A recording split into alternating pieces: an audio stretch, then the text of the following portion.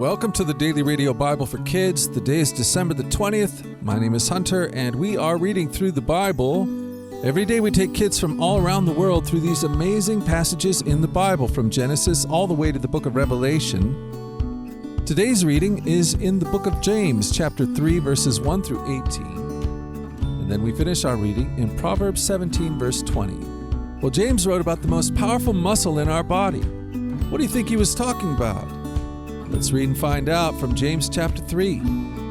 Dear brothers and sisters, not many of you should become teachers in the church, for we who teach will be judged more strictly. Indeed, we all make many mistakes, for if we could control our tongues, we would be perfect, and could also control ourselves in every other way. We can make a large horse go wherever we want by means of a small bit in its mouth, and a small rudder makes a huge ship turn wherever the pilot chooses to go, even though the winds are strong. In the same way, the tongue is a small thing that makes grand speeches, but a tiny spark can set a great forest on fire, and the tongue is a flame of fire.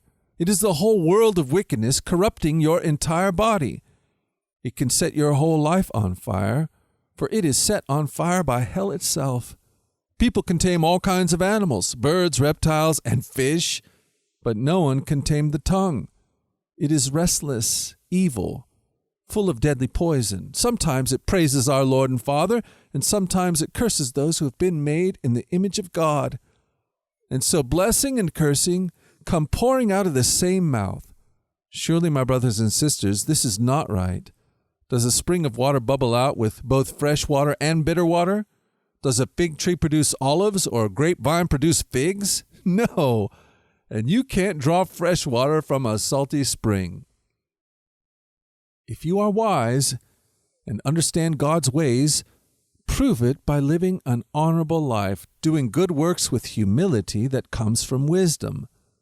But if you are bitterly jealous and there is selfish ambition in your heart, don't cover up the truth with boasting and lying. For jealousy and selfishness are not God's kind of wisdom. Such things are earthly, unspiritual, and demonic.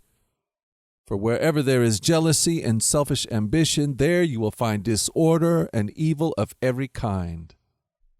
But the wisdom from above is first of all pure.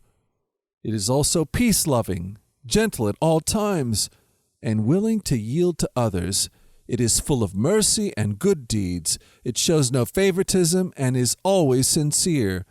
And those who are peacemakers will plant seeds of peace and reap a harvest of righteousness.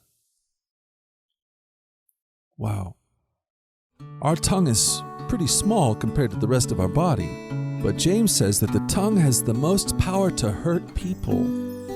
The words people form with their tongue can be helpful and kind, or they can be harmful and cruel. The things we say can change the way people think about us, and we need God's wisdom to say words that please Him and that will help other people. Remember to think before you speak and to be careful with what you say to others. This is what Proverbs 17, verse 20 says, "The crooked heart will not prosper. The lying tongue tumbles into trouble." Well, there you have it. There's some real wisdom for us today. And Jesus gives us the strength to live in that wisdom, so let's live in it. Hey, we've done it again. We have spent another day in the Bible, and I plan on being back here again tomorrow to do the same thing. Lord willing and the creek don't rise, I plan on being here. Until that time, you guys go forward, will you? Go forward in God's joy. You let His joy be your strength, and you remember this, that you, my friend, are loved. No doubt about it.